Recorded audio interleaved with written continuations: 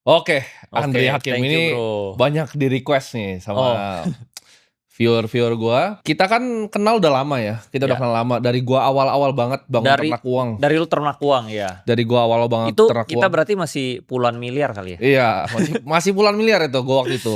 Terus ketemu Terus kedua ratusan miliar, iya, sekarang udah triliunan.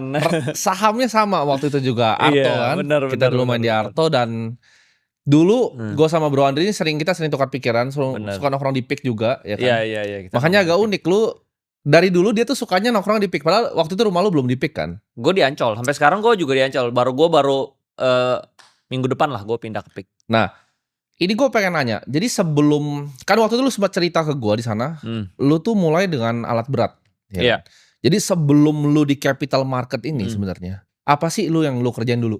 Dulu gue bisnis, Bro. Gue dulu kuliah di Amrik, gue balik, eee kerja sama bokap Ya. sebentar ya, 3 bulan, terus gue ribut. Ributnya benar-benar besar lah, sampai gue nggak ngomong sama dia 3 tahunan lah.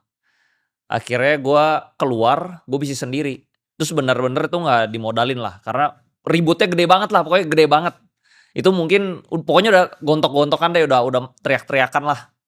Akhirnya gue keluar, udah gue bisnis sendiri, gue bisnis alat berat.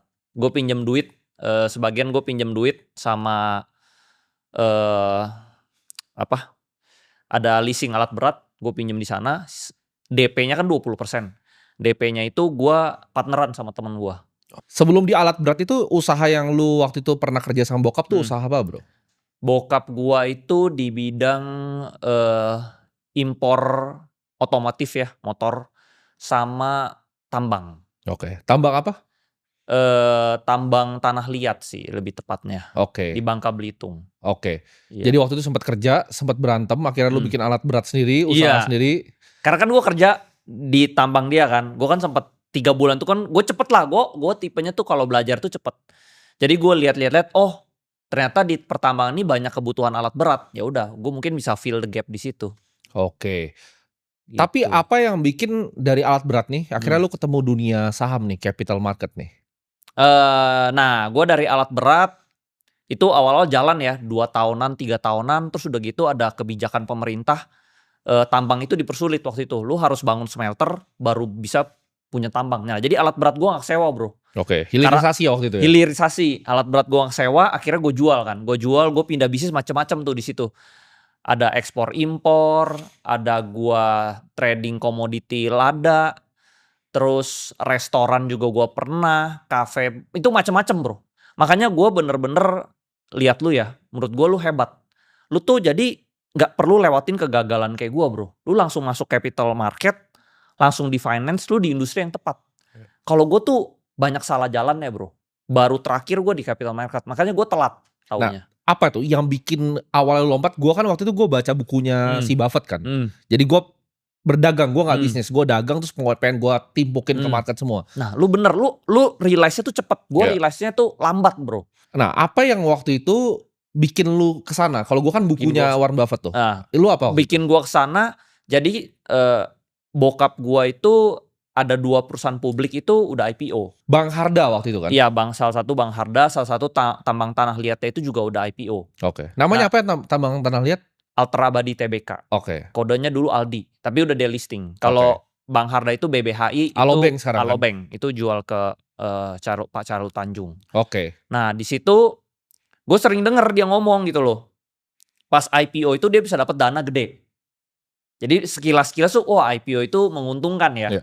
Nah lalu teman-temannya dia itu rata-rata perusahaannya publik, Bro. Oke. Rata-rata yang punya bank di Indonesia itu teman dia juga. Jadi menurut gua circle dia lumayan bagus lah. Nah lalu yang punya S Hardware juga teman dia juga. Kawan lama Ses, grup? kawan lama, Oh, teman oke. dia juga. Nah jadi teman dia tuh rata konglo-konglo lah. Nah suatu ketika itu gua lagi datang ke kantor, gue dipanggil ke ruangan dia. Andri, sini nih. Ada konglomerat Indonesia, top orang terkaya lah, nomor 10 di Indonesia. Kamu denger nih dia ngomong apa. Nah disitulah gue pertama kali denger soal saham, Bro. Itu konglomeratnya inisialnya bisa disebut nggak itu? Janganlah, Oh, janganlah. inisialnya Pokoknya jangan. top 10 lah. Nah Top 10 konglomerat waktu itu atau sekarang? sekarang ini dia di belasan. Dulu Oke, dia top 10. oke. Nah tapi family dia juga perusahaannya IPO. Family dia juga konglomerat juga top 20 juga lah. Oke, Jadi dia dan family-nya itu top 20 semua. oke. Nah dari situ gue masuk ke ruangan meeting itu, gue ngobrol-ngobrol kan bro. Si konglomerat ini bilang, lu kalau mau kaya, lu harus ngerti saham. Lu kalau nggak ngerti saham, lu nyangkul sampai bongkok lu nggak bakal kaya. Nah Oke. itu yang gue rasakan bro. Gue kerja keras setengah mati, kok gak kaya-kaya gitu loh. Iya. Semua industri, mungkin bidang yang gue jalanin hampir 20 bidang kali bro, yang macem-macem ya, yang aneh-aneh ya. Hampir 20 tapi gue gak kaya-kaya. Nah terus ini orang tuh kaya banget. Nah si konglo ini bilang, dia tepok, dia datang berdua bro. Dua-duanya konglomerat lah. Nih sebelah gue, duitnya 3 tahun lalu paling baru ratusan juta gitu loh. Sekarang duitnya udah triliunan. Cuman dalam 3 tahun doang. Terus gue, hah kok cepet banget?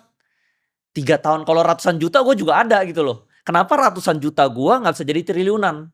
Sedangkan ini orang ratusan jutanya itu jadi triliun dalam 3 tahun. Nah terus dari situ dia bilang, lu harus ngerti saham. Nah bokap gue kan perusahaannya udah publik. Tapi bokap gue kenapa gak bisa masuk yang top 20 itu? Karena sahamnya tidur bro. Nah sedangkan yang konglomerat ini sahamnya aktif. Nah dari situ gue baru ngertinya setengah-setengah. Nah kalau sekarang gue udah ngerti 100% yang dia ngomongin.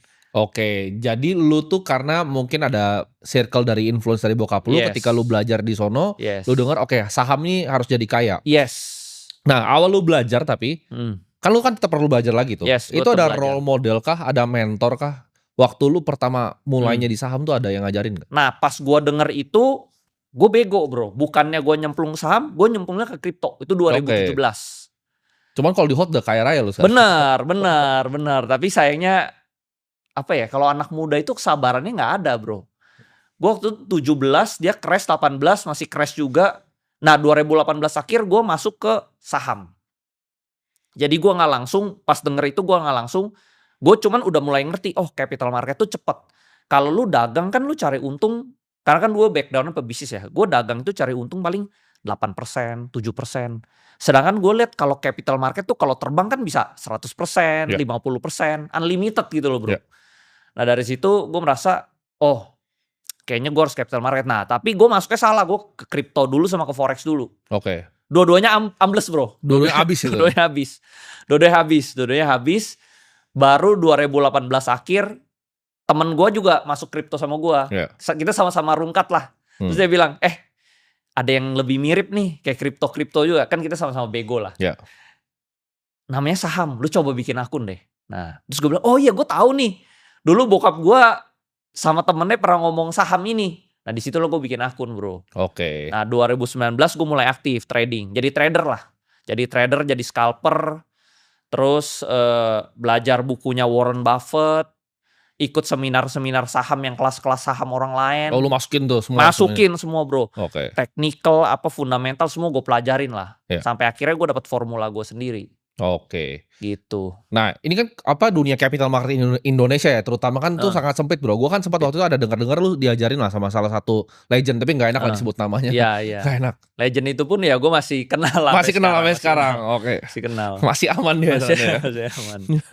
Berarti seberapa besar menurut lu pengaruhan dari lingkungan keluarga ini untuk bisa ngajarin lu? Karena kan nggak semua orang tuh dilahirkan dari keluarga yang berada. Kayak gue gak ada ilmunya tuh. Gue gak pernah diajarin. Bokap gue mah gak ngerti apa-apa. Gue dikatain malah waktu itu. Bokap gue juga sebenarnya IPO perusahaannya, tapi dia gak ngerti bro. Oke. Jadi ternyata yang gue realize sekarang ini kan gue ketemu banyak owner emiten juga banyak ya bro ya. Yeah. Hampir 90% owner emiten tuh gak ngerti saham. Lu believe it or not ya. Yeah. Mungkin orang bingung ya, ini kan perusahaannya IPO, pasti dia lebih jago dari lu. Belum tentu. Bisa jadi lu lebih jago bro. Yeah. Dia itu cuman pebisnis yang kebetulan ditawarin, perusahaan lu kalau IPO bisa dapet duit pendanaan awal segini nih. Udah di IPO. Tapi dia gak ngerti saham. Nah itu yang terjadi sama kayak bokap gue. Bokap gue juga gak ngerti saham bro. Nah tapi gue pengen penasaran, di luar dari saham, apa sih yang waktu itu mungkin mindset yang bokap lu tuh ajarin dari lu kecil, kayak tentang uang nih. Karena kan pasti ajarannya beda nih. Sama orang yang misalnya gak terlalu berada tuh pasti ajarannya beda. Gue penasaran apa sih ajaran-ajarannya waktu itu? Kalau bokap gue, ajaran yang berpengaruh di gue itu, lu selalu ngincer bisnis yang industrinya gede. Lu jangan ngincer bisnis-bisnis kecil. Karena satu hari itu 24 jam. Lu mau bisnis gede 24 jam. Lu mau bisnis kecil juga 24 jam. Capeknya sama, hasilnya beda gitu loh. Jadi dulu kan gue suka bikin restoran bro. Restoran gue beda lah sama restoran gue tuh yang dulu ya kelas menengah bawah gitu loh. Tapi sama aja Kecil-kecil. susahnya. Susahnya sama tapi mungkin bener. hasilnya beda kan. Iya. Hasilnya beda. Nah itu yang bokap gue maksud. Oke. Lu kalau kayak gue dulu kan bisnis restoran yang bawah ini kan ngincernya profit marginnya tipis tuh bro. Nah dia bilang lu ngapain capek-capek. Kan working hoursnya panjang tuh kalau di restoran kan. Dari jam 3 mungkin lu udah prepare makanannya gitu ya. Sampai long hours tapi cuma dapat duitnya dikit.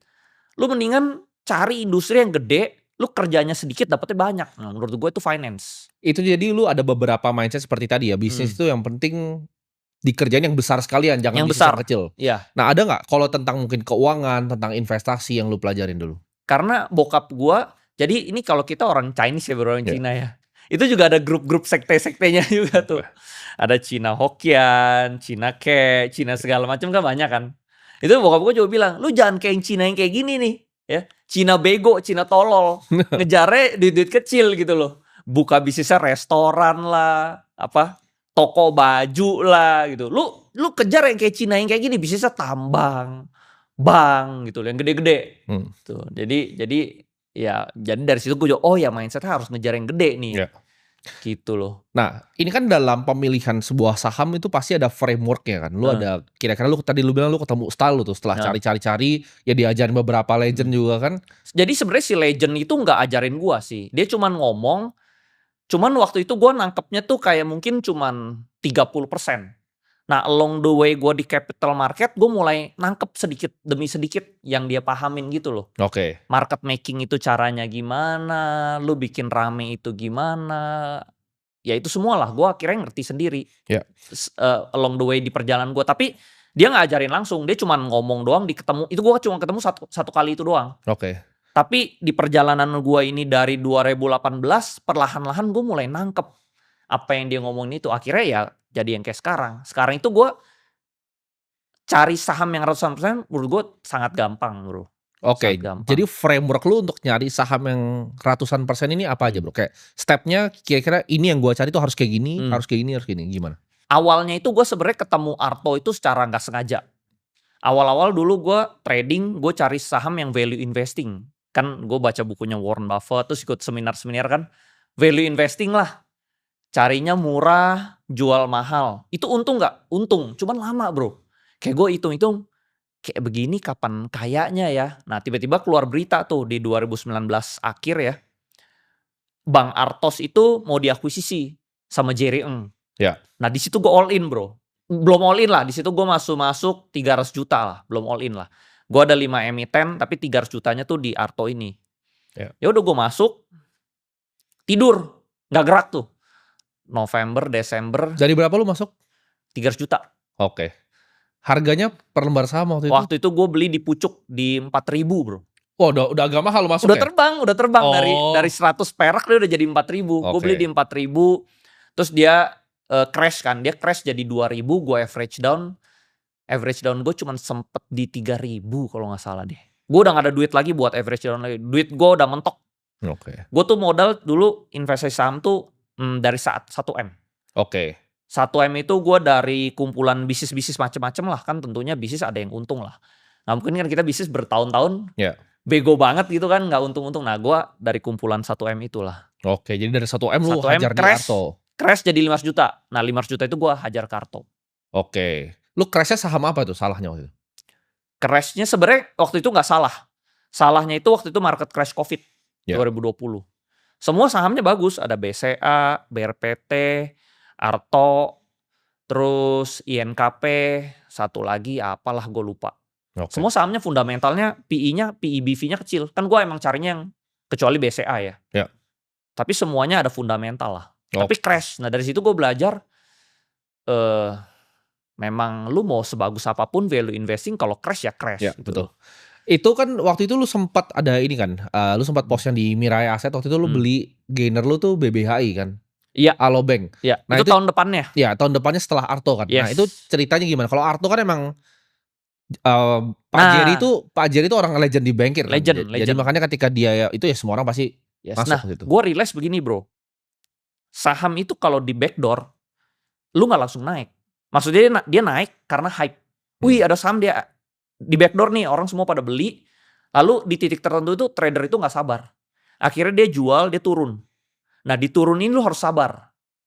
Sampai market maker-nya mulai main. Oke. Nah biasa orang tuh nggak ada kesabaran yang kedua ini bro. Biasa dia udah trend, hype. Karena contoh begini deh, lu baru akuisisi perusahaan yang backdoor ya. Lu kan lagi sibuk nih bro. Di belakangnya lu urusin tender offernya, segala macam. Lu gak sempet mainin sahamnya. Yeah. Begitu lu udah selesai semua, sahamnya memang udah sah milik lu, barulah di situ main. Nah dari jeda situ ke situ menurut gue sekitar butuh waktu 6 bulanan lah. Oke. Jadi waktu itu Arto lu dapat, semua orang udah keluar, gue nunggu di situ nyangkut 6 bulan. Itu lu hajar, lu tebus-tebus terus tuh sampai atas? Gue tebus terus. Oke. Nah dari situ harga average-nya turun ke 400 perak. Dari 400 perak terbang ke 19.000. Oke, nextnya dulu kan berarti kan beli BBHI. Nah itu beli kan BBHI. Dulunya itu kan perusahaan bokap lu Bang Harda sebelum di acquire. Betul. Nah itu kan apakah lu dapat informasi khusus dari situ atau sebenarnya enggak? Enggak. Jadi gue memang tahu BBHI ini mau dijual, tapi waktu itu bisnis bank itu jelek. Karena bank itu harus nambah modal inti 1T setiap tahun. Betul. Bahkan itu bokap lu jual loh. Bokap gue jual itu karena dia bilang bank itu untungnya paling 3% lah. Karena lu kan harus ambil pinjaman dari orang, lu pinjemin orang, lu ambil selisih nih. Dari kasih orang bunga sama lu dapat bunga net dari interest orang. Marginnya. Yes, lu dari selisih itu kurang lebih sama ada yang nyangkut-nyangkut kan banyak ya. Jadi kurang lebih 3%. Gimana caranya lu dari modal lu cuman untung 3% tapi nambahnya 1T bro. Waktu itu modal intinya sekitar 500-an miliar lah. Gimana lu 3% dari 500 miliar bisa setor 1T setiap tahun. Gak masuk akal deh. Bokap gue bilang udah jual aja. Oke. Jual. Nah disitulah dijual. Tadinya banyak yang dealing-dealing. Ya gue mungkin gak enak lah sebutnya. Siapa aja dealing-dealing. Terakhir ke Pak CT yang dealing. Nah pas di dealing itu bokap gue ada sempat ngomong ke gue. Ini BBHI kita akhirnya mau jual aja nih. Gue waktu itu bilang ke bokap gue. Jangan jual full. Jual aja. Misalnya sisain 5%. Nah terus bokap gue bilang gak usah lah. Bang rugi mulu, susah bisnis bang gitu. Jual aja 100%. Nah dia jual 100%. Terus gue tanya juga, kan papa udah jual nih, gue boleh beli gak di pasar? Jangan beli, bisnis bang gak bagus, dia bilang gitu. Oke. Nah cuman gue kan ada pengalaman di Arto kan bro ya. Masa sih dibeli sama pengendali baru, masa pengendali barunya biarin gak mainin, biarin tidur ya kan. Lu contoh nih, lu beli Timothy Ronald akuisisi perusahaan A deh. Gak mungkin dong perusahaan A lu bikin tidur dong. Pasti lu bangunin. Nah gue juga berpikir masa sih tidur. Gue sebenarnya untung saham tuh cara pemikiran simple-simple doang bro. Gak ada yang rumit-rumit. Kayak orang-orang tuh rumit-rumit tarik garis gak ada. Gue merasa kayaknya mungkin jadi sesuatu ya. Nah tadinya tuh gue jual sedikit Arto. Waktu itu harganya BBH itu dijual di 149. Gue beli tuh 200 juta di harga 177. Udah dijual baru gue beli. Di harga 177 udah naik juga ya. Terus dari 177 ini berapa bulan kemudian dia terbang bro. Ke 1000. Nah gue averaging di atas. Gue beli lagi 2-3M. Jadi average gue di harga 900. Oke. Tapi misalnya orang bilang apakah gue tahu harga sih? Gak tahu bro. Kalau tahu mah gue jual semua Arto gue. Karena waktu itu gue udah lumayan kaya. Gue udah adalah 15 miliar adalah. Kalau 15 miliar itu gue all in BBHI mah, wah. Luar biasa itu. Gue udah luar biasa kaya bro. Jadi gue gak tahu juga gitu. Jadi lu walaupun misalnya orang bilang lu insider apa, lu juga gak tahu bisa segitu. Karena gini ya, teman-teman tuh banyak yang kira bahwa misalnya let's say lah ada insider. Tapi kan kita gak ngomong insider. Let's say ada insider. Saham itu gak segampang itu dikontrol. Gak segampang itu. Bahkan kalau teman-teman lihat saham-saham yang terbang ya, gue gak enak lah sebut emitennya. Beberapa emiten yang terbang. Bandarnya tuh targetin sekian nih misalnya, let's say 1000 lah targetnya. Tiba-tiba itu nyampe 3000 tuh bandarnya bingung sebenarnya. Tapi kalau dia buang sekarang retailnya udah pinter nih, kabur nih. Kabur nih, lari retailnya. Jadi bandarnya pun era sekarang nih, tuh pada bingung sebenarnya. Iya bingung kok segede gini. Iya, terus gue harus ngapain sekarang? Bingung dia. Betul. Dia mau jual apa dia jualan, tapi kalau ketahuan dia jualan habis pasti barangnya. Jadi sebenarnya gue enak ngomong sama lu tuh karena gue ngomong sedikit tuh lu udah paham gitu loh. Lu udah ngerti lah. Kan pelaku market gue juga cuman di Arto bro. Gue puluhan miliar pertama tuh dari Arto waktu itu. Cuman lu pernah ada akhirnya jadi bisa pengalaman gak enak gak? Dari yang awal-awal nih kita ngomongin sebelum Pani ya. Ada gak saham-saham yang akhirnya lu ngerasain rugi gitu loh? Ada. Gue sih orangnya belak-belakan. Gue di Karwe gagal. Gue pikir dia mau di backdoor. Jadi backdoor itu bener-bener tergantung ownernya sih. Kalau ownernya jago market, jadi bagus. Kalau ownernya nggak ngerti market, zong. Oke. Gitu. Jadi yang di BBHI juga sama ya. Akhirnya dia terbang tuh dulu gue targetin ini bisa ke 2.000 aja lah, gue udah seneng. Ya. Totalnya 10.000 bro. Oke. Gimana caranya lu bisa nilai kualitas manajemen dalam saham? Kalau sekarang kan orang banyak lihat ownernya nih. Karena ibaratnya ownernya ini mau ngasih duit ke retail atau enggak kan. Dan ada satu owner yang pernah ngomong ke teman gua, dia bilang bahwa valuasi itu kemampuan yang penting gitu. Jadi gimana cara lu nilai kualitas owner atau manajemennya nih yang kira-kira sahamnya tuh era sekarang layak dikoleksi? Nah sekarang ya gue udah level yang lebih tinggi lagi bro. Ada perusahaan di backdoor, tapi fundamental bagus nih, tapi ownernya nggak ngerti saham, gue nggak mau pegang. Lo harus ownernya mau main saham? Ownernya harus ngerti saham. Oke. Setidaknya dia hire orang yang ngerti saham baru gue mau masuk. Karena percuma bro, dia kalau nggak ngerti saham nih, sahamnya tinggi, ujungnya dia jual. Dia balik lagi ke bisnis real. Oh oke, ngerti gue. Karena 90% pebisnis real tuh gitu. Dia dapat duit dari capital market buat balikin ke realnya. Malah di TP, dijual-jualin dia balik ke real. Nah ini kan akhirnya merugikan kita sebagai pelaku pasar.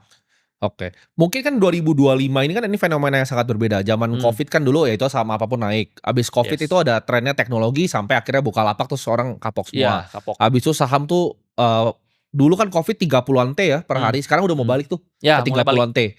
Jadi udah 28-29 T, dulu sempat di 8 sampai 10 T itu kan 2022, 2023. Nah sekarang tuh fenomena yang gue lihat pribadi itu adalah ini sebenarnya nyontekin dia, di mana ini gayanya Mukesh Ambani. Yes. Dia Reliance, dia goreng sahamnya, ketika dia dapat duitnya dia nggak TP kayak yang lu bilang, tapi dia nyolokin aset beneran. Jadi dia beli perusahaan beneran. Biar PI-nya jadi bagus. Jadi awalnya PI 80 tuh jadi bagus PI-nya. Itu yang dilakukan Pani juga kayak gitu, bro. Dia naik. Ya mungkin menurut gue sih pasti dia ada jual-jual sedikit, pasti ada kali ya. Jual-jual sedikit, tapi dia beresin fundamental, dia masukin ke belakang biar PE BV-nya mengecil terus. Biar dia bisa naik lebih tinggi. Perusahaan apa sih bro yang kira-kira menurut tuh ada menarik seperti itu? Karena mungkin kita bisa cerita Pani sedikit ya. Pani itu gue inget, jadi ini gue bisa vouch buat dia. Gue sama dia tuh waktu itu kita ngopi kayaknya di Senopati deh. Waktu itu bareng ada Filman juga Trimegah. Sama ada Alvin waktu itu, kita ngobrol Pani itu 1.000 harganya. Dan gue inget lu tuh kayak nge-pitch Pani ke semuanya. Lu cerita lah waktu itu tentang Pani. Gue beli sih, tapi saya beli terlalu dikit bro. Gue beli cuma 1 M karena waktu itu kan gue Lu kan waktu itu hajarnya Bitcoin kan. Gue all in di Bitcoin. Gue pikir ini menarik sih, ceritanya lo menarik. Waktu itu yang lu cerita ke gue tuh jalan tolnya aja berapa? Jalan tolnya waktu itu keluar berita 18 T. Iya.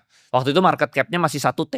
Murah banget, kayak masih di bawah bahkan. Iya. Di bawah makanya gue tuh selalu investasi saham tuh nggak yang ribet-ribet bro. Logika dagang kita. Soalnya emang gue kan backgroundnya pebisnis. Jadi gue tuh logika pebisnis aja gitu. Gue lebih main psikologis ownernya kayak gimana. Kayak misalnya lu akuisisi, masih sih saham lu bikin tidur kalau lu ngerti saham ya kan. Terus misalnya lu market cap 1 T, jalan tolnya 18 T. Gue lebih kayak psikologis owner lah. Itu sih. Gue nggak yang rumit-rumit bro. Dan itu kan juga menarik kan, dimana waktu itu mereka jualannya kan juga luar biasa tuh. Pick gue sampai ke ujung tuh. Dan tanahnya Pak AS kan, Pak Antoni Salim punya tanahnya. Itu bisa sampai jauh banget kan. Sampai jauh, betul. Waktu itu tesisnya menarik dan itu salah satu play yang bikin orang Indonesia banyak untung kan. Nah tapi apa yang pertama kali bikin lu decide, oke, ini ide gue mau Pani ini dari mana idenya? Waktu itu gue ada TP Arto, gue ada TP BBHI. Waktu itu duit gue udah puluhan M bro. Nah terus gue bingung, beli apa lagi ya? Karena lu tau lah di Indonesia itu gak banyak pilihannya kan. Barangnya dikit. Yang bagus tuh sedikit. Jadi gue bingung masuk apa ya. Nah waktu itu kebetulan gue cuma ketemu Pani doang. Gue ketemu Pantai Indah Kapuk. Gue lihat ini skenarionya sama persis kayak gue di Arto dan BBH. Gue kayak ada merasa kayak sedikit deja vu gitu bro. Ini sama persis nih. Pokoknya nih gue merasa nih Arto di backdoor, RI1, RI2, BBHI di backdoor RI1, RI2. Ini juga sama nih story-nya. Udah ada cerita dia mau RI juga. Di berita waktu itu. Gue bukan insider. Gue waktu itu tuh bener-bener orang misalnya bilang ya, gue insider di Pani. Gue gak kenal Aguan bro. Nah jadi teman-teman mungkin ini ya, karena insider tuh juga sama ya, balik lagi. Insider belum tentu benar. Insider bisa lo dikerjain sama informasinya. Bener. Dan biasanya kita tuh sebagai pelaku pasar tuh bikin due diligence sendiri bro. Kayak misalnya di luar negeri ya. Kalau riset yang luar negeri udah gila-gila bro. Yes. Misalnya mau riset data center, dia terbangin drone ke sono. Bener-bener mau dilihat. Kan sebenarnya teman-teman kalau mau analisa misalnya contoh ya PANI atau misalnya saham properti lain, ya datang aja ke marketing galerinya. Tanya salesnya kan juga dapat informasi. Itu yang gue lakukan. Gue nanya salesnya. Gue datang ke salesnya, gue tanya nih lahannya dari mana sampai mana. Nah, dia cerita tuh dari mana sampai mana ya. Akhirnya gue tau lah nih lahannya masih gede. Terus kan gue bisa tebak-tebak ya PT-nya apa aja ya. Dari situ gue bisa yang ini udah masuk, artinya yang mana yang belum masuk. Dari situ udah gue all in lah pokoknya. Waktu itu gue telepon sekuritas lah. Bro ini oke gak masuk PANI? Jangan bro, lu lihat aja semua perusahaan properti gak ada yang naik. Tapi waktu itu gue kayak gak tau, conviction gue tinggi banget. Gue all in. Semua duit gue Arto BBHI semua 90% masuk sana. Nah gimana caranya lu ngatur portofolio? Jadi apakah lu yang tipikal 1-3 aja hajar-hajaran? Gua sih kayak gitu ya. Gua gak pernah kayak, gua paling anti supermarket. Karena Charlie Munger bilang dia aja cuma 3 gitu. Gua waktu itu portfolio gue cuma 1 bro, PANI doang. Oke, hajar full dorong. 90%. Margin gak atau? Enggak, cash. Cash dorong semua full? Cash dorong full. Tapi gue itu belinya 4 bulan. Karena waktu itu PANI itu sangat gak liquid. Jadi gue tiap hari cicil beli sampai 3 bulanan lah. Terus itu gak gerak bro.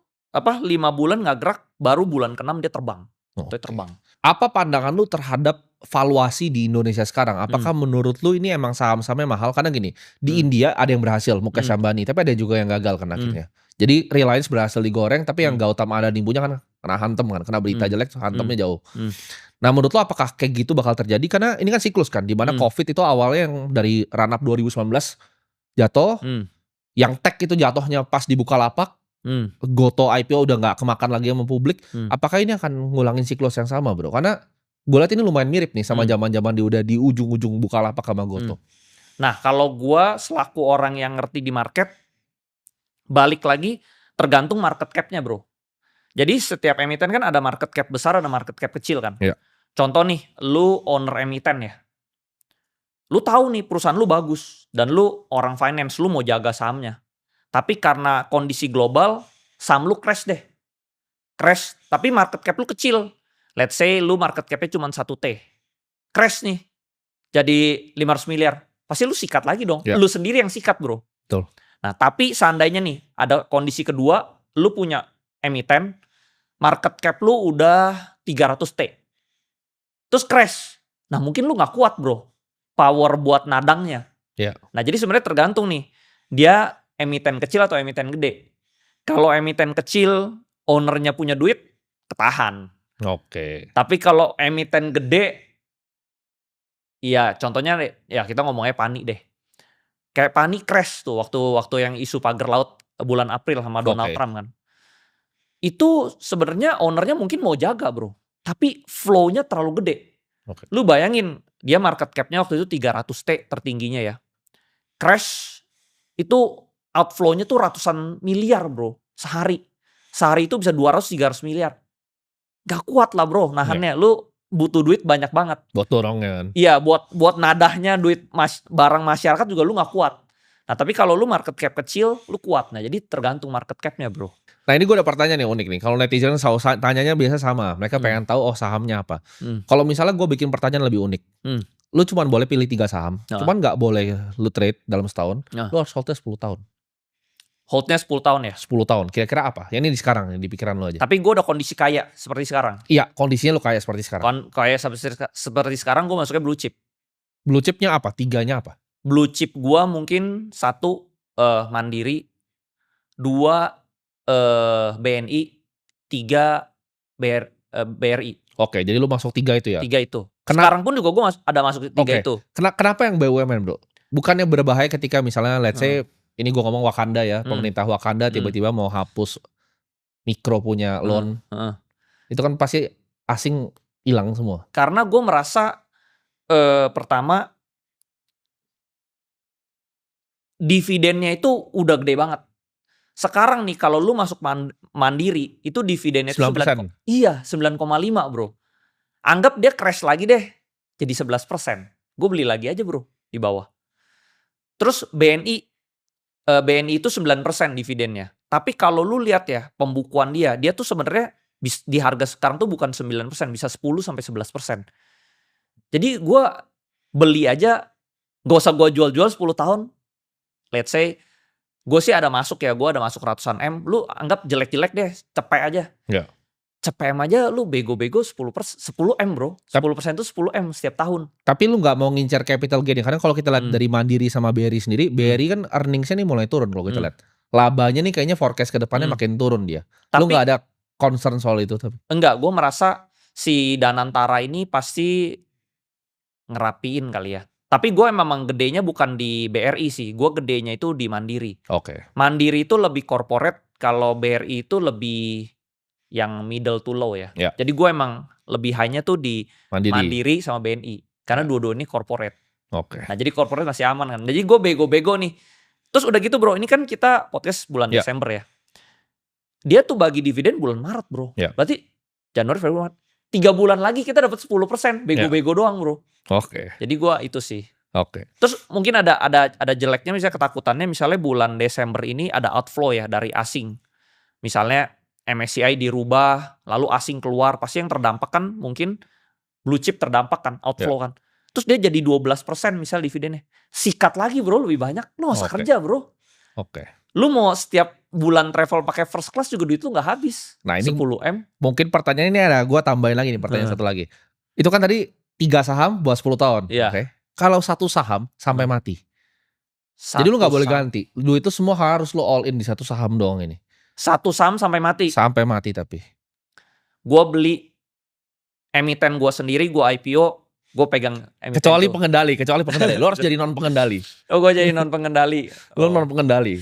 Kalau pengendali semua orang pasti mau begitu. Karena dia bisa kontrol dong. Bisa kontrol. Emitennya lu bisa beli saham-saham lain. Iya betul. Jadi Berkshire Hathaway gitu kan seumurnya. Jadi Warren Buffett itu. Tapi kalau misalnya gua sampai mati, mungkin saat ini sih gua masih blue chip ya, masih Mandiri, BRI, BNI sih. Oke, antara 3 itu. Ya, soalnya kalau BCA nih, BCA tuh sebenarnya dari 4 ini kalau lu tanya performance-nya paling bagus pasti BCA. Ya.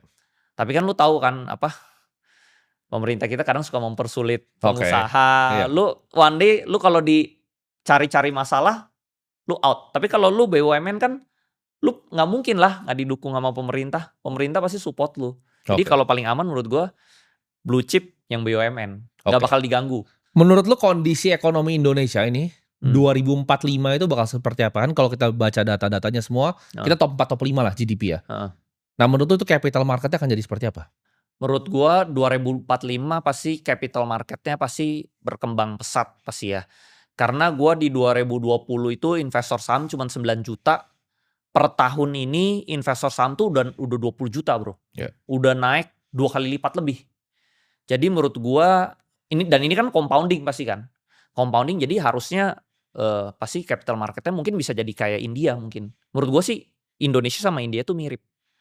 Oke. Nah jadi mungkin ke arah sana. Nah contohnya dulu tahun lalu kan, awal tahun lah. Itu kan outflow asing gede banget tuh gara-gara MSCI kan. Orang-orang pasar kan tadi udah pesimis banget, wah ini udahlah hancur lah bursa saham, udah nggak ada transaksi lah. Turns out transaksi malah lebih gede dari lokal bro. Ternyata lokal-lokalnya rame. Nah menurut gue pasti nanti kayak India lah, lokal-lokalnya yang main. Oke, jadi itu di 2045 menurut lu Indonesia bakal udah lebih mirip sama India. Nah, ini mungkin pertanyaan sedikit Mari. Kemarin gue nonton podcast Elon Musk, dia bilang bahwa AI dan humanoid itu bakal ngubah semuanya. Nah kita kan Indonesia nggak mungkin lah kita bikin chip kayak Nvidia itu nggak mungkin. Cuman kan kita ada beberapa bahan-bahannya di sini sebenarnya untuk 2 itu. Menurut lo apakah ada saham-saham yang menarik justru untuk sampai 20 tahun ke depan yang merupakan bahan mungkin raw material dari chip ini dan juga robot-robot ini? Kayak misalnya pasir silika kan dipakai tuh. Iya betul, pasir silika dipakai untuk bikin chip ya. Iya. Tapi menurut gua kalau di Indonesia kurang. Soalnya tambang itu izinnya tuh setiap dari gua kan dulu bokap gua juga di tambang ya. Jadi menurut gua tuh tambang itu adalah bisnis yang tidak stabil. Lu tuh pegang IUP pertambangan tuh cuma 5 sampai 10 tahun terus gitu lu perpanjang lagi. Jadi kalau one day tiba-tiba IUP lu nggak diperpanjang itu lu udah mati. Itu pertama dari perizinan lu mati. Kedua dari depositnya. Ketiga dari harganya. Keempat, kalau tiba-tiba ada material lain yang bisa substitute, itu juga mati bro. Contoh dulu kan Misalnya orang pakai batu bara terus bisa disubstitute pakai yang green. Iya. Terus dulu contoh tanah liat gue tuh, bokap gue kan itu dibakar jadi keramik, keramik kayak gini, ya kan. Tapi ternyata bisa disubstitute pakai tanah liat tipe lain. Nah, jadi itu bisa berubah. Nah, contohnya nikel juga. Dulu baterai pakai nikelnya, sekarang bisa dirubah kan, Iya. pakai yang lain. Nah, itu menurut gue tambang itu nggak forever. Oke. Tambang itu nggak forever. Nah, gue ada pertanyaan yang menarik nih. Kalau misal di negara seperti mungkin India atau Amerika atau Cina, Cina enggak lah, mungkin India atau Amerika ya. Kalau kita misalnya kita bukan investor profesional, kita biasa nyarinya reksadana saham. Cuman di Indonesia mungkin dalam 3 tahun ini ada eksodus yang luar biasa dari reksadana saham nih yang gue lihat. Jadi ini ayam-ayam ini pada kasihan kayaknya. Betul. Agak nggak perform lah. Agak nggak perform, kenapa? Nggak Karena mungkin ya barang-barang seperti yang tadi saham-saham konglomerat mungkin mereka nggak dapat jatah dan nggak bisa masuk web besar. Iya. Jadi betul. mereka resort untuk ya masuk blue chip yang kita lihat selama 5 tahun ini mungkin rata nih. Betul. Kemarin gue baru ketemu sama si Wilson juga, Bibit. Dia cerita kalau misalnya 90% tuh RDPU, RDPT. Iya. Jadi kayak sekarang itu ada eksodus besar-besaran nih dari reksadana saham. Menurut lu dengan kayak lu edukasi sahamnya ini kayak begini, ada andil nggak dalam situ? Kalau menurut gue ada, soalnya di mana kayak orang oke, maunya sendiri gitu. Nggak mau nitip di reksadana. Karena menurut gue zaman dulu tuh ada wave yang suruh orang beli misalnya beli reksadana indeks lah begitu. Gue setiap kali denger influencer yang ngomong kayak gitu di Indonesia, gue pikir ini bukan S&P 500. Serikati bukan S&P 500. Gak perform bro. Lu kalau pilih gituan gak perform. Terus management fee kan besar banget, 3-4% kan. Nah ini karena kan gue ambil kelas WMI kan. WMI Wakil Manajer Investasi kan. Jadi di Indonesia itu ada peraturan yang aneh bro. Lu kalau misalnya jadi manajer investasi, lu tuh harus dipecah. Portfolio lu jadi 10. Betul. Itu menurut gue agak bodoh bro. Lu 10. Jadi gimana perform? Alokasinya juga ada kan. Kalau saham harus 90-10 kan dia. Iya. Jadi kalau misalnya yang ini naik nih, yang saham yang nomor 1 naik tinggi, lu harus jual, lu harus bikin jadi rata lagi. Ya terus lu jadi nggak bisa perform dong bro. Nah itu peraturannya peraturan itu bikin mereka nggak bisa perform. Itu contoh misalnya lu dapat saham Pak PP nih, Pak PP-nya perform. Lu harus jual Pak PP-nya, harus ya, lu nggak boleh keep, lu harus jual, masukin rata yang lain, jadi semua harus maksimal 10%. Ya. Nah itu bikin nggak bisa perform. Jadi kalau lu masuk reksadana, lu mendingan lu masuk sendiri. Oke. Nah ini peraturan utama yang bikin dia nggak bisa perform kayak S&P. Oke. Nah ini gue mungkin pertanyaan sedikit ya. Kan kemarin gue ada dengar beberapa kasus yang di pasar modal ini orang dihack ya. Kita nggak usah ngomong lah sekuritasnya apa. Itu menurut lu kenapa mungkin bisa terjadi sebagai pengamat di pasar? Dan kenapa misalnya let's say bursa itu nggak bisa reverse transaksi? Kalau setahu gue mekanisme bursa itu harusnya bisa reverse transaksi. Itu menurut lu kenapa? Kalau yang kemarin, jadi akun gue sendiri juga ada kena hack bro. Oke. Tapi gue dananya dibalikin. Oke. Dana gue dibalikin. Di sekuritas apa kalau nggak bisa ngomong? Janganlah. Jadi gue juga kena hack. Itu ratusan juta dibalikin tapi dananya. Canggih sekali kan mereka hacker. Jadi pakai malware. Canggih. Mereka. Jadi gue bingung ya. Waktu itu libur panjang bro. Waktu itu libur kalau nggak salah Sabtu, Minggu, Senin. Ya. Atau Kamis, Jumat, Sabtu, Minggu, Senin gitu. Liburnya panjang lah. Libur panjang ya. Tiba-tiba gue bingung. Kan kalau sekuritas kan sekarang udah terkoneksi ke BCA kan. Ya. Tiba-tiba ada yang withdraw bro. Oke. 100 juta gitu. Di withdraw banyak. Nah terus gue bingung. Ini apa nih? Nah gue hari Senin gue tanya. Sekuritas tapi dananya udah langsung dibalikin lagi. Oke. Nah tapi turns out ternyata yang gue pelajarin ini harusnya tuh dari akun RDN. Kan namanya misalnya Andri Hakim. Cuma bisa withdraw ke Andri Hakim kan. Turns out ternyata si hacker ini dia masuk ke sistem sekuritas. Lalu dia withdraw ke nama yang beda. Jadi dia bisa approve. Nah, salahnya itu mungkin dari banknya ya. Harusnya kalau di bank, jadi yang kehack itu cuma bank BCA. Oke. Jadi kalau bank lain nggak bisa. Jadi khusus BCA. Karena BCA itu katanya bisa approve, lu ke akun lain, ke nama lain tuh lu bisa approve. Jadi dia bisa lewat. Nah, jadi salahnya sebenarnya di bank BCA-nya saat itu. Nah ini kan sebenarnya bikin investor yang saham jadi khawatir. Karena gini, kalau di kripto orang tuh punya kekhawatiran, gimana kalau misalnya cold wallet gue dirampok gitu. Ternyata kalau di saham itu bahkan sekuritas pun sekarang ibaratnya bisa jebol gitu. Bisa jebol. Nah dan yang jebol ini bro, yang udah kehack ini, ini duitnya dibawa lari ke kripto. Oke. Jadi kemarin gua ada lihat beberapa kasus yang menarik sekali di mana kan awal kan mereka ganti seperti itu kan, tapi kayaknya dari banknya mereka tutup tuh celahnya. Yes, betul. Celahnya ditutup, jadi mereka pakai cara lain ketika mereka dapat akses akunnya. Ini mereka bikin akun pakai nama-nama ya KTP bodong, yang kayak orang-orang judul begitu.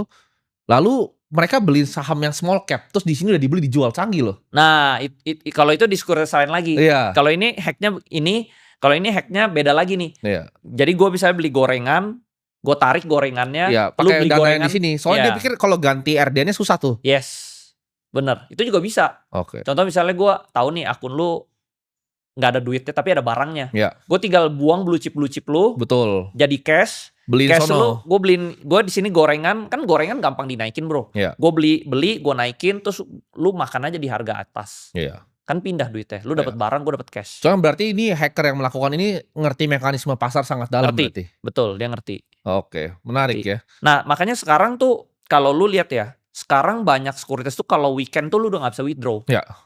Jadi dia sengaja dimatiin. Oke. Nah, ini gue ada pertanyaan mungkin ya. Kalau gue kan udah nggak terlalu ngikutin yang setelah PANI itu gue udah nggak terlalu ngikutin saham karena gue pasif ya sahamnya. Itu waktu itu CBRE itu gimana cerita lu? Deal akhirnya lu pegang sekitar berapa? 5% ya sekarang ya? Gue pegang 5%. Market value IDR berapa ratus M?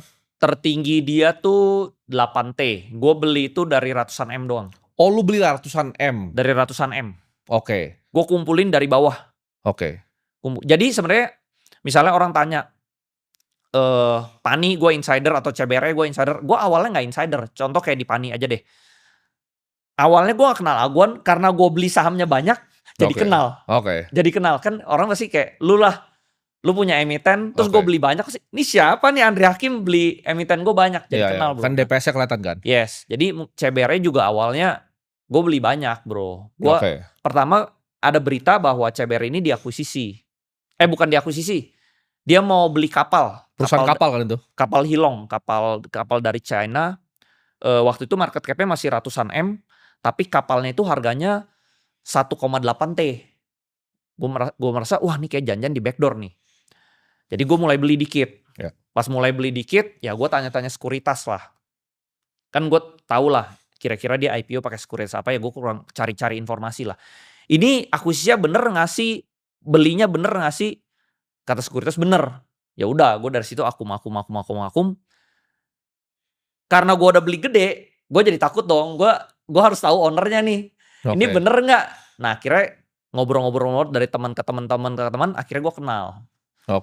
Pas dari kenal itu kan akhirnya gue tumbuh conviction lagi dong. Semua ceritanya real, corporate actionnya real. Nah dari situ gue beli lagi. Nah ini mungkin teman-teman juga mesti bedanya insider sama misalnya di luar negeri ya, di hedge fund itu sangat biasa untuk misalnya kita misalnya udah punya fund besar ya, nanti suatu saat udah gede, kita punya portfolio manager untuk mereka tuh datang ke company itu. Iya, betul. Hal yang biasa banget sebenarnya. Karena kan kita pemegang saham kan kita ada hak buat ketemu corporate secretary. Contoh nih, lu beli saham Adaro deh. Iya. Lu punya emiten Adaro, terus lu telepon deh, saya mau ketemu korseknya. Itu bisa bro.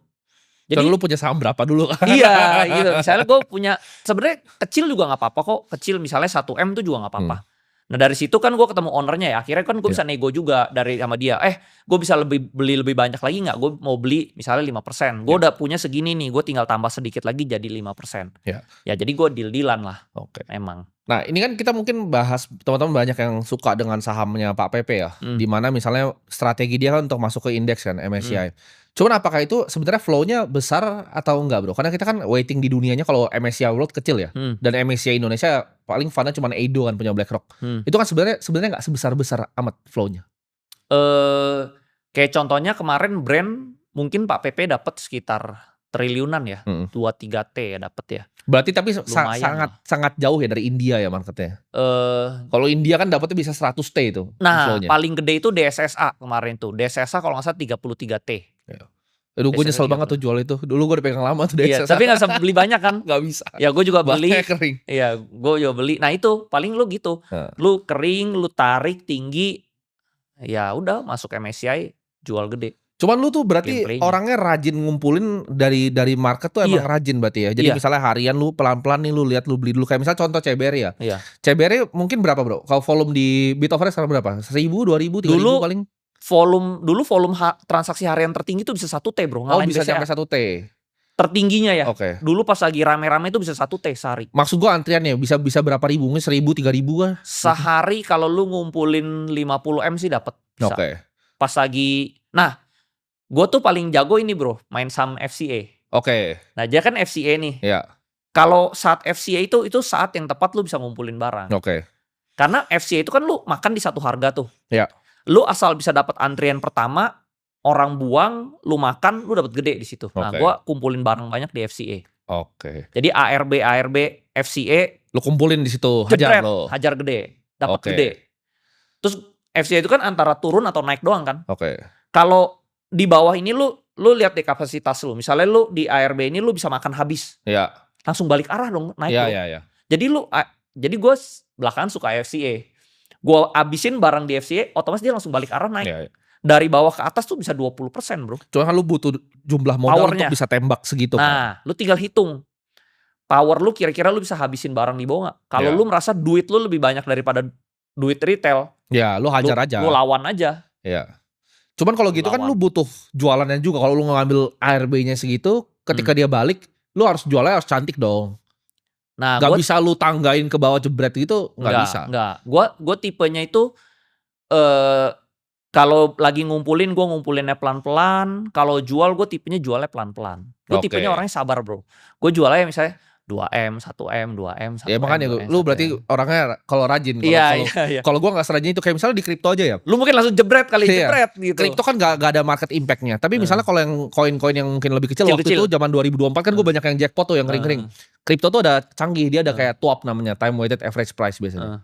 Jadi tinggal pencet itu, dia distribusin tiap hari otomatis. Oh. Canggih dia. Sebenarnya di saham juga ada sih, apa namanya, automatic order. Iya, cuman maksudnya dia nggak dihitung kan. Kalau di kripto tuh exchange-nya udah canggih-canggih soalnya. Iya. Jadi dia tinggal begitu dia otomatis. Kalau gue kurang sabar kalau orang. Gue pengennya jebret aja. Iya, kalau gue manual, gue pencet-pencetin. Tapi itu liquid sih, CBRE lumayan liquid. Lumayan liquid. Jadi kan gue beli di bawah banget, terus sahamnya udah naik tinggi, ya untungnya udah banyak lah. Gue cuma perlu jual sedikit, modal gue setidaknya udah balik. Kan saham-saham PP, BRPT, Brand, Cuan itu udah masuk MSCI semua kan? Tinggal ini satu berarti yang belum. Ada satu CDI ya belum masuk? Iya. Ya kita udah tahu lah next gameplaynya kemana. Menurut lu 6-12 bulan ke depan, nah, saham apa yang bisa 50%, 100%? Salah satu CDI mungkin bisa. Mungkin ya, we don't know, tergantung moodnya Pak PP. Tapi dia udah gak ada mainan nih. Brand udah masuk, Cuan udah masuk, BRPT udah masuk, PTRO udah masuk. Dia cuma mainan dia tinggal sisa ini. Kalau dia mainin yang ini, dia cuci piring di atas bro. Cuci piring asing. Tinggal ini doang yang belum. Menurut gue sih full power dia bakal kesini. Menurut gue. CDI ini kan isinya lumayan banyak ya. Ada renewable, ada macam-macam ya.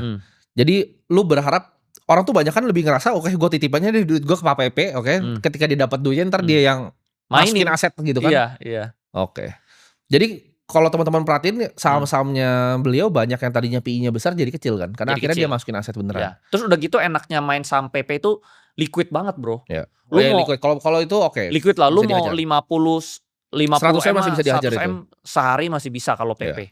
Kalau yang kayak CBRE mungkin lebih kecil lah, lebih kecil. Jadi kalau misalnya pengalaman lu, kan lu kan ada tadi lu bilang lu ada salah tuh yang di Carway kan? Carway salah gua.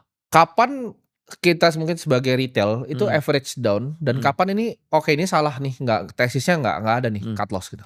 Gua lihat tesisnya broker ownernya mulai jualan. Jadi pas saham Carway itu pas saham gua ketemu tuh di harga 200-an perak gitu ya bro. Dia terbang. Gue udah beli-beli terus, dia terbang ke 7.000. Terus gue lihat broker ownernya mulai jualan. Ya udah, out lah. Tapi itu yang kedua, yang pertama kali dia crash, gue udah jual dulu, udah gitu dia naik lagi, ownernya jualan, gue udah gak pegang lagi. Kalau menurut lu sekarang ya, seberapa penting foreign flow dalam melakukan analisa sebuah emiten? Foreign flow, kalau gue sebenarnya sukanya itu pas gue lagi akumulasi itu nggak ada foreignnya. Kayak CBRE, apa segala macem, PANI, Arto, BBHI. Dulu pas gue masuk tuh nggak ada foreign. Lu masih lawannya retail, lu koleksi. Begitu udah ada foreign, justru sahamnya udah terbang bro. Jadi gue suka collect tuh pas lagi nggak ada foreign. Gitu kayak CDIA nih lagi tidur, lagi sepi, nah gue collect. Oke. Kalau dia udah naik, gue udah gak kejar, gue udah ride the wave aja sih. Oke. Gitu. Lu berarti tiap hari jam market tuh lu mantengin berarti? Pantengin. Biasa apa yang lu pantengin kalau di depan itu? Gue ada bikin watchlist emiten-emiten yang menurut gue oke. Setiap hari gue pantengin. Kalau tiba-tiba ada volume beli gede, gue ikut nebeng. Oke. Karena ibarat ada orang yang main di universe gue tahu. Oke. Tuh, jadi gue bisa pilih nih, kan gue punya barang misalnya, gue bisa jual dulu sebagian atau gue ikut trading. Gitu. Tapi gue cuma main di universe gue itu doang, cuman 20-25 emiten lah. Oke. Nah retail kan sebenarnya masih suka banyak yang teriak-teriak nih. Kalau retail yang di sosmed ya tapi gue ada lihat ada perbedaan nih antara retail yang gue bener-bener lihat di market sama retail yang di sosmed. Kalau retail di market gue lihat tuh mulai pintar. Misalnya orang-orang XL yang dulu diketawain, mulai pintar. Jadi kalau lu lihat brokernya emitennya jual, bandarnya mereka langsung pop hilang semua. Iya. Jadi udah mulai pintar nih. Gue lihat. Kalau yang di market, tapi yang di sosmed ini sama nih, masih selalu kayak nyalain orang dan lain-lain. Menurut tuh perbedaannya apa sih orang-orang yang suka? Oh ini salah nih karena dia. Menurut gue gitu. Yang salahin orang lain gak bakal bisa bertumbuh bro. Sama lalu sejago-jagonya gue ya. Gue contoh ya member-member gue rata-rata untung. Tapi kan ada juga yang rugi lah. Yang rugi tetap aja masih salah-salahin juga masih ada. Walaupun misalnya 90% untung 10% rugi. Rugi itu kan sama lalu juga pasti sama. Lu kasih untung diem. Kalau untung diem. Untung diem. Kalau salah teriak-teriak. Oke. Tapi nanti pas naik rebound dia diem lagi, hilang lagi. Oke. Gitu sama lah bro. Oke. Karena mungkin mereka baru pertama kali terjun kali ya. Iya. Sedangkan kalau yang di Stockbit mungkin dia udah pernah kejeblos dia mulai belajar. Ini mungkin pertanyaan untuk retail ya. Apa tanda emiten atau bandar dari emiten tersebut mau mainin atau manipulasi harga saham? Karena banyak kan yang dirampok 100-200 miliar tuh. 1 tahun ini gue lihat adalah beberapa emiten yang ngerampok begitu. Nah makanya balik lagi ya, sebuah emiten itu layak kita beli atau hold tuh balik ke ownernya sih. Kalau ownernya ngerti saham dan goalnya tinggi, nah ini boleh kita hold. Tapi kalau ownernya kita lihat nih cuman mau jualan, ya kita juga trading aja bro. Udah untung kita jual. Oke. Mungkin jadi ini gue bener-bener lu harus lihat owner. Oke. Lu kan tadi bilang bahwa lu masuk CBRE itu di market cap berapa? 200M kalau nggak salah. 200M. Itu dari harga 75 perak bro. Nah berarti kan lu kan pegang posisi 200 miliar lebih dong harusnya sekarang di market cap sekarang. Betul. Itu plannya gimana dan buat apa? Kan itu kan ada perbedaan di mana misalnya contoh contoh gue beli Bitcoin ketika 16 ribu kan gue hantam terus sampai atas. Kira-kira total naik gue tuh 550% lah. Itu gue bisa exit semua. Sedangkan CBRE lu naiknya jauh sekali. Cuman itu bisa diapain tuh barang yang kayak CBRE? Mungkin kalau di otak gue kan kalau mau direpo ke bank juga bank gak bego-bego amat. Jadi mungkin mereka kalau nggak terlalu liquid, nggak, tapi maksudnya jumlahnya nggak bisa full dari jumlah yang gue masukin. Paling repo mungkin nggak sih berapa? 30%? 30-40. Nah yes, 30-40. Jadi fungsinya untuk apa? Apakah lu bisa suatu saat lu exit atau ini emang lu yang kayak Warren Buffett aja, udah ini gue pegang nih CBRE gitu. Jadi gue udah di level yang ini gue belajar pengalaman dari Pani sih. Pani waktu gue collect di bawah itu gue cuma keluar modal let's say 30-an M lah bro. Tiba-tiba pas dia naik tinggi kan jadi tertinggi tuh 400 miliar tertinggi bro. 400 miliar terus kena pagar laut itu waktu itu? Iya, pagar laut tuh ke-drag semua tuh bro. Ke-drag sama 200 berarti? Wah, enggak bro, gue pas 350 itu gue ada ambil repo, gue hajar lagi hampir 500. Berarti paninya sih lu repoin berarti? Gue repo pani, gue masuk pani, itu bego banget bro. Luar itu biasa. Fatal. Jadi lu tarikannya panjang jauh sekali, lu bisa kena margin call dong berarti? Gue hampir kena margin harganya call. Kan pani waktu itu 18.000 sampai turunnya berapa? Turunnya berapa dalamnya? Gue reponya itu di 12.000. Wah lu hampir ke wipe out dong? Pas dia ke 19.000 gue hampir jadi, gue merasa gue orang terkaya di Indonesia lah. Kan gue repo pani, beli pani 19.000, wah untung gue jadi gede banget. Tapi pas ke drag, wah amsyong bro itu, hampir margin call. Gue di 7.500 gue margin call harusnya. Oh iya. Dia waktu itu udah 7.700. Nah gue nego sama sekuritas ya. Bro ini kan force major lah, satu dunia lah. Pakai apa Valburi waktu itu? Trimegah. Gue bilang sama Maybank. Maybank buat reponya. Dua-duanya ada. Gue nego, akhirnya dia kasih, oh ya udah, lu reduce lah ke 5.000 lah. Tapi 5.000 tuh ARB sekali lagi udah 5.000 bro. Jadi teman-teman mungkin lihat ini Andri Hakim ini kalau dia salah itu di Pani itu mungkin nggak ada di sini dia. Kalau gue besoknya ARB lagi gue nggak ada di sini. Iya, itu kalau satu kali lagi kan itu. Satu kali ARB, besok ARB gue udah out. Nah, cuman gue kan ngerti saham bro. Gue merasa cara saham itu cara naikin gue juga ngerti bro. Kalau misalnya market maker yang nggak mau naikin, ya udah gue yang naikin. Lu mau dorong lagi tuh kalau misalnya sampai nggak dinaikin. Waktu itu gue masih ada duit cash 18 miliar lebih. Gue pakai duit gue semua itu gue tarik Paninya bro. Oke. Gue tarik Paninya. Oke. Paninya rebound, terus udah gitu kebetulan hoki lah. Ada AKBK lihat trigger rebound. Kan dia kan AI kan bro. Iya. Dia lihat trigger rebound, dia ikutan beli. Oke. Jadi gue HK di bawah naik, udah gitu dia lanjutin ke atas. Oke. Gue selamat jadinya. Kapok nggak lo tapi kayak gitu? Kapok. Oke, jadi makanya sekarang lu udah udah mandiri sekarang ya. Jadi pas rebound di atas, gue jual Paninya sedikit, yang Pani yang repoan ya. Okay. Gue jual, gue masukin ke yang lain-lain. Oke. Nah dari situ gue masuk koin segala macem, ya itu untungnya akhirnya. Jadi lu IPO lu tembak-tembakin lah ya? Ya, koin. Soalnya bisa dapat besar bro, IPO gitu kan kecil dapat kasih ya. Dapatnya kecil, tapi dia kan biasa naik. Pasti kan ada titik di mana dia ARB kan. Ada tuh ya, biasa lu hajar di market lagi berarti. Iya, terutama di FCA. Karena gue ahli kumpulin barang di FCA. Oke, berarti ini pemberani lah ini Andri Hakim ini pemberani. Jadi waktu itu bijinya gede. 700, ya kan gue cara mau kaya, gue mau kalahin bapak gue bro. Oke. Jadi gue ya harus modal nyali lah. Berarti lu nggak sama lah kayak lu lah. Ya gue juga modal nyali tuh. Bro. Bitcoin juga kalau turun kan nggak tahu waktu itu 16.000. Menurut gue saat lu miskin, yang lu bisa gadain cuma nyali. Betul, setuju gue. Lu nggak ada duit, terus lu nggak ada ilmu juga nggak ada, pas-pasan kita masih anak muda. Betul. Lu cuma bisa ngadain nyali lu lah. Iya. Kan? Ya lucu sih waktu kita ketemu sama kan puluhan M. Iya ya kan? Puluhan M, ratusan juga ratusan. Iya. Berarti lu 11-12 lah, gue lihat kan lu waktu itu juga lu kasih lihat portfolio Bitcoin lu kan. Ya lu mungkin ya lu lebih banyak dikit, kadang gue lebih dikit-dikit, ya mirip lah. Cuman mungkin kalau sekarang gue lebih liquid kali. Iya lu lebih liquid. Gue lebih liquid. Mungkin gak se-liquid itu. Nah tapi gue bisa dapat repoan bro. Cuma menurut gue menarik juga kalau misalnya lu bisa main yang kayak CBR ini lu hold. Kalau kayak si Mukesh Ambani kan akhirnya dia tuh family-nya ngutang sampai dia mati aja bro. Karena kan sahamnya bisa naik. Misal saham 20% 15%. Utang tuh paling cuma 3, kalau level dia 3-4%. Dia ngutang sampai mati aja gitu. Ya. Jadi akan selalu ada gapnya antara utang dia dan asetnya. Nah ini mungkin gue kasih ilmu yang cuman mungkin gue buka di Timothy Ronald doang ya. Jadi contoh misalnya lu beli saham di harga 100 bro. Rata-rata lu 100. Ini cuma gue buka di sini doang nih. Gue belum buka siapa-siapa. Lu harga rata-rata 100 ya. Terus sahamnya terbang nih ke 200. Lu repo lah bro. Misalnya dapat 40%, 30%. Bunganya misalnya gede. Bunganya 14-15%. Ya. Tapi kalau saham ini bisa terbang ke 1000. Gak ada artinya bro. Dari 200 ke 1000 kan lu udah untung mungkin hampir 100. Enggak 100%. Berapa ribu persen bro. Ya. Bunganya cuman 14%. Keuntungan lu upside lu jauh. Dan lu repo di atas itu lebih gede lagi reponya bro. Jadi tapi sebenarnya modal lu sebenarnya kecil banget. Nah ini gue alamin karena di Pani ya. Oke. Jadi gue dapet ilmu kayak, oh iya ya. Dulu kan sebenarnya modal gue cuma 30 M.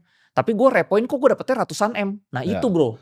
Tapi hati-hati teman-teman, pedang mata dua. Enggak ya, ini pedang bermata dua. Kalau sampai salah mampus. Nah bagusnya itu, lu repo tapi jangan beli barang yang sama. Kalau lu repo beli barang yang lain, lu jadi kaya, lu jadi unlimited money bro. Lu belinya dikit, modal kecil jadi gede, lu repoin aja duit lu jadi gede, lu bisa beli barang. Ya cuman ini mesti punya duit dulu ya, kalau teman-teman nggak punya, mau repo barang ke bank paling lu suruh pulang lu. Betul. Nah jadi dari sampah ini lu repoin lu bisa beli blue chip. Ya. Jadi lu menjaminkan barang yang let's say bukan jelek banget sih, sedang-sedang, tapi lu bisa belinya blue chip kan. Iya. Terus lu udah bisa hitung kan misalnya repo itu bunganya 14%. Lu bagi ini 12 bulan. Berarti sebulan kan 1,5 lah, 1,5%. Terus lu tahu nih 3 bulan lagi dividen itu kan 10%, blue chip 10%. 1,5 kali 3 bulan aja berarti lu cuman 5%-an, 5-6%. Kan lu masih untung 4%. Belum dari capital gain. Nah gue mainnya kayak begitu bro. Oke, jadi unlimited money, gue puter-puterin duit bro. Ya tapi sampai kalau salah. Ya jangan salah. Jangan salah. Nah kalau gue pribadi gue punya prinsip yang gue avoid leverage sih. Jadi gue dari dulu nggak pernah pakai leverage. Kan gue pernah pakai sekali zaman COVID. Gue hajar, ya untung blue chip sih tapi BRI gue margin kali 3, abis itu jantungnya nggak kuat gue kayaknya. Iya. Jadi gue paling bagus itu sih, paling bagus itu. Jadi gue spot aja dan ya gue coba cari yang liquid. Sebenarnya gue juga ada kepikiran, gue banyak ditawarin orang-orang barang-barang lah. Size mungkin 5-10T, kenapa nggak dijadiin Berkshire lah gitu. Cuman gue pikir mungkin gue gameplaynya ke arah sana sih nanti. Ada enaknya tapi pegangan lu tuh private tuh juga ada enaknya bro. Kalau menurut gue. Betul, benar. Karena sesuatu yang publik itu lu public scrutiny-nya kan luar biasa. Kayak sekarang lu cuman ngajar orang, kan lu cuman bikin platform edukasi kan. Itu aja orang ada yang bisa bilang rugi karena lu. Apalagi lu punya emiten. Menurut gue itu lebih berat lagi. Bisa disalahin. Benar. Oke, thank you banget Bro Andri. Thank you. Mantap. Thank you bro. Oke.